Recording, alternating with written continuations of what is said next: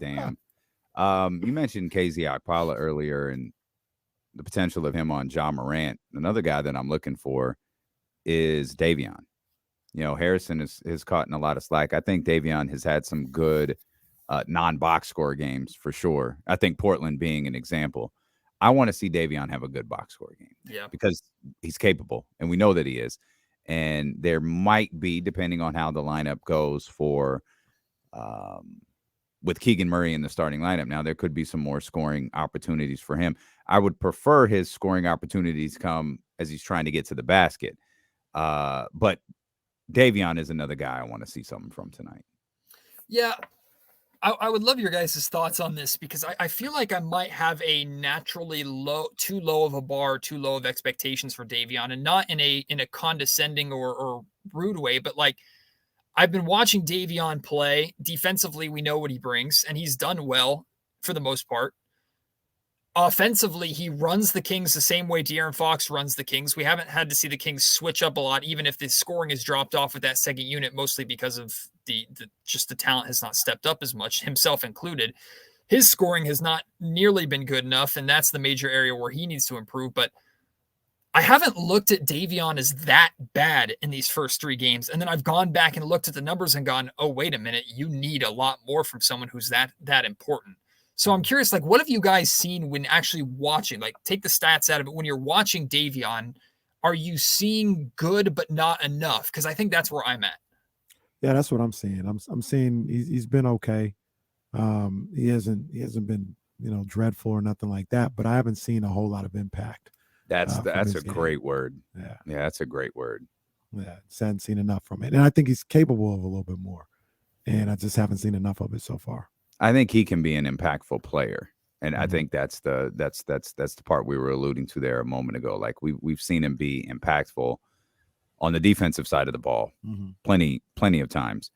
We saw him be impactful when De'Aaron Fox was out, and I think Tyrese was gone during that final stretch of the season last year. We saw how impactful. Now those situations are different, so it's not an apples to apples comparison. But we know he can do it. And if that second unit is as good as we believe it is with guys like Malik Monk, Terrence Davis, and a sprinkle of the starters, I think Davion has the capability to be that impact player.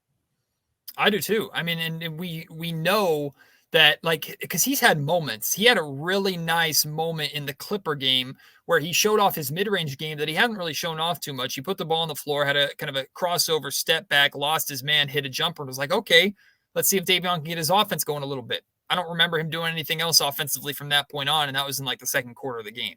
So, like, you expect more out of Davion. I think I have realistic expectations of. I didn't expect Davion to be a 14, 15, 16 plus points per game scorer like he showed at the end of last season. But I don't think it's out of the realm of expectations or possibility to expect him to be a double-digit scorer on a nightly basis. Because if you're getting 10 points, 11, 12 points from Davion Mitchell with his defense and his 3 to 4 assists and his ability to run the same kind of offense that De'Aaron does off the bench, I think you're getting more than what you could ask for out of Davion. And then in spot moments, you can have him out there to close games when you need his defense, or if he's having a good night offensively. Like, it's the bar's not that high for Davion. I just think I need to lower or raise my personal bar for him a little bit more, because I've been okay with what I've seen. But the reality is, especially now that Keegan Murray's a starter, the Kings are going to need a lot more out of him. Malik Monk too. Yeah, Malik. I want to see Malik play more like he did on Sunday, as opposed to Saturday. Sunday, he was in the flow of the game. He was confident. He was just trusting the game a little bit more, and looking, to be who he is. He's a microwave type player off the bench, and I thought what we saw on Sunday is the type of Malik Monk that we should be getting every single night. Just the confidence in the feel for the game that he played with on Sunday night. If you are Mike Brown and you're kind of managing your rotations, and again, I know this is really situational, but let's say Keegan Murray's off to a good start offensively and Harrison is pretty status quo to what he's been, or maybe he's a little bit better. He's just average. The first move off your bench is one of those two guards. Who is it, and who are they replacing? The first move off the bench is one of those two guards. You said, like for me, it's like I would put Malik Monk into the game at the 2, drop Herter to the 3, Keegan at the 4, Sabonis at the 5, Fox at the 1, and see what that stretch lineup looks like. Because I think that lineup is potentially the best offensive lineup the Kings can put out there. But I think Terrence Davis has been really good. Yeah, I might go Terrence Davis. And the first guy out is Harrison, for sure.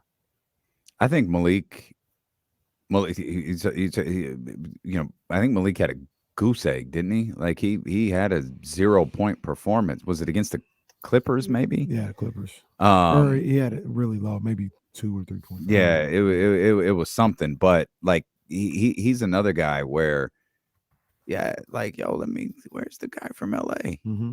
Where I want to see him turn up. Yeah, where's that dude? Like I saw a little bit of that on Sunday. And again, you talk about.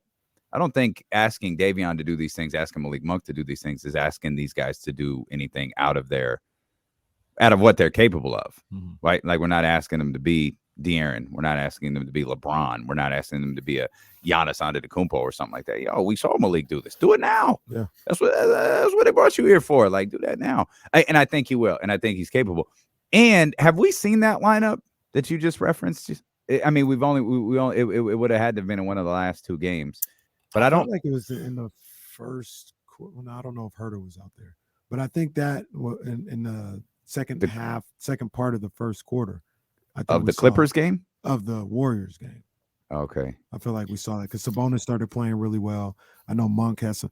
I don't think Fox was in. I think it was just Davion, though. Okay. Yeah.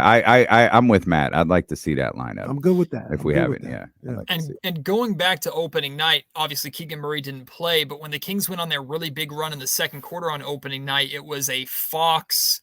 It might have been Fox, Mitchell, Herter, Davis, because I think it was a 4-guard lineup that they were running at the time because Murray was not available, and then Sabonis was playing at the 5, and that group scored a lot of points. They were getting out in transition. They were hitting a lot of threes. So that's where I just believe a 3-guard lineup minimum is not necessarily going to be the go-to quote unquote death lineup for the Kings. But if the Kings need quick points, Terrence Davis, you can insert in there. Malik Monk, you can insert in there. And that's what they should be doing, not what they can do. It's what they should be doing when you have those many threats out there on the floor together.